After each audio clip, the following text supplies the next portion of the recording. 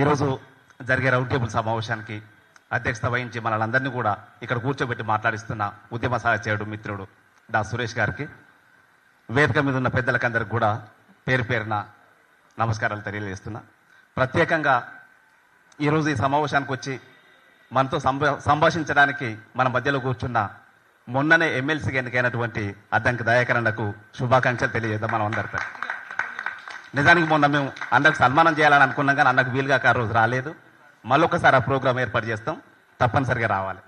అదే సందర్భంలో BMP party జాతీయ అధ్యక్షులుగా ఎన్నికైనటువంటి మా ఉద్యమ సహచరులు బహుజన మేధావి అంబేద్కర్ వారసులు కాంశీరాం వారసులు అన్న దాసురాం నాయక్ గారికి ప్రత్యేక శుభాకాంక్షలు తెలియజేస్తున్నా. సబ్జెక్టులోకి వస్తే,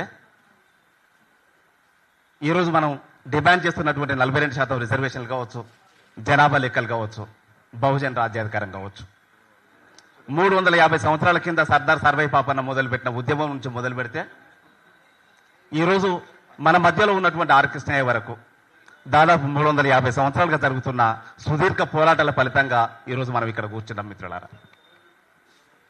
350 సంవత్సరాలుగా జరుగుతున్నటువంటి పోరాటాలన్నీ విజయవంతమైనట్టుగా మనకు చరిత్రలో రాయబడతాయి, కానీ ఆచరణలో చూస్తే ఫలితాలు గుండు సున్నగా మనకు కనపడుతున్నాయి. సర్దార్ సర్వై పాపన్న వారసులుగా జ్యోతిరావు పూలే, సావిత్రిబాయి పూలే, డాక్టర్ బిఆర్ అంబేద్కర్, కాన్షీరాం, పక్క రాష్ట్రాలను చూస్తే పెరియార్ కావచ్చు, నారాయణ గురు కావచ్చు, ఇంకా చాలా మంది మహనీయులు ఈ వాదాన్ని తన భుజాన మీద వేసుకొని పనిచేస్తూ వచ్చిళ్ళు.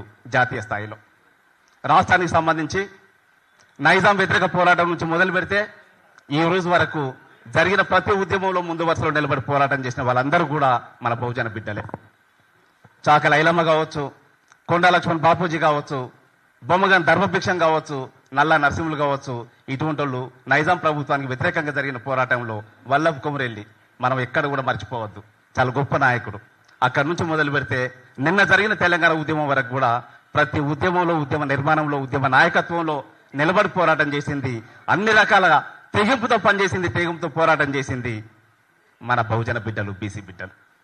పేర్లు స్పష్టంగా కొన్ని సందర్భాలు చెప్పాల్సి వస్తుంది, చెప్పకపోతే చరిత్రలో తెరమరుగైతారు. దయచేసి ఒక్క నిమిషం ప్లీజ్. చరిత్ర చెప్పకపోతే చరిత్రలో మనకు స్థానం లేకుండా పోతుంది. నిన్న జరిగిన తెలంగాణ ఉద్యమం మనం అందరం కూడా ఎవరికి ఎంత వీలైతే అంతగా తెలంగాణ ఉద్యమంలో పనిచేస్తూ వచ్చినాం, ఎవరికి ఎంత వీలైతే అంత పనిచేస్తూ వచ్చినాం. ఉద్యమం ప్రారంభం నుంచి తెలంగాణ రాష్ట్రాన్ని సాధించుకునే వరకు జరిగిన ప్రతి పోరాటంలో బీసీలు, ఎస్సీలు, ఎస్టీలు, మైనార్టీలు ఉన్నారు. మొన్న జరిగిన తెలంగాణ ఉద్యమానికి మొట్టమొదటిగా తెలంగాణ ఉద్యమాన్ని ప్రారంభించిందే మా రోజు వీరన్న నాయకత్వంలో తెలంగాణ మహాసభ అనే సంస్థను ఏర్పాటు చేసి తెలంగాణలో బహుజన రాజ్య నినాదంతో తెలంగాణ మహాసభను ఏర్పాటు చేసింది మిత్రులారా. తెలంగాణలో బహుజన రాజ్య నినాదంతో తెలంగాణ మహాసభను ఏర్పాటు చేసిండ్రు. దానికి అధ్యక్షత వహించింది డాక్టర్ చెరుకు సుధాకర్, బీసీ బిడ్డ. తెలంగాణలో ప్రజాస్వామ్యం అనే నినాదంతో తెలంగాణ జనసభను ఏర్పాటు చేసిండ్రు. దానికి అధ్యక్షత వహించింది ఆకుల భూమన్న, బీసీ బిడ్డ. తెలంగాణ ఐక్యవేదిక ఏర్పాటు చేసిండ్రు. తెలంగాణలో ప్రజాస్వామ్యం అనే నినాదంతో దానికి నాయకత్వం వహించింది మన ఆడబిడ్డ విమలక్క. వీళ్ళందరూ కూడా బీసీ బిడ్డలు. ఆ తెలంగాణ ఉద్యమ క్రమంలో భువనగిరి కేంద్రంగా జరిగినటువంటి ఆ ఉద్యమంలో భాగమైన ఉద్యమానికి కేంద్ర బిందువుగా నిలబడ్డటువంటి మన బెల్లి లలితక్క బీసీ బిడ్డ. మిత్రులారా, మనం గుర్తుపెట్టుకోవాలి, మన చరిత్ర మనం చెప్పుకోకపోతే మన చరిత్ర ఇంకెవరు చెప్పరు. ఆ క్రమంలో కొనసాగుతున్న సందర్భంలో బెల్లి లలితక్క గురించి మరొక మాట చెప్తా. బెల్లి లలితక్కను చంపింది ఈ తెలంగాణ రాష్ట్రానికి సంబంధించిన భూస్వాములు, రెడ్డి భూస్వాములు.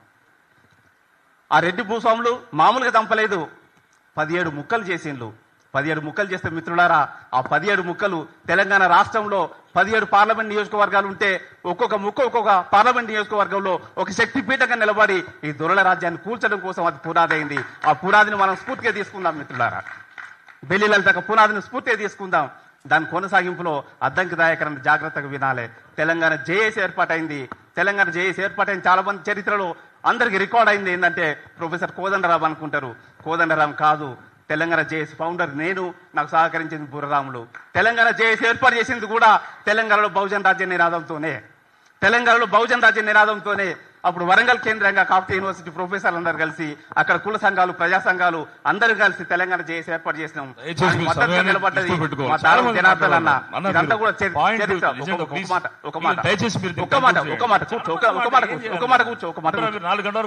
ఒక మాట కూర్చో అయిపోయింది. మన ఈ సంవత్సరాలు అయిపోయేది.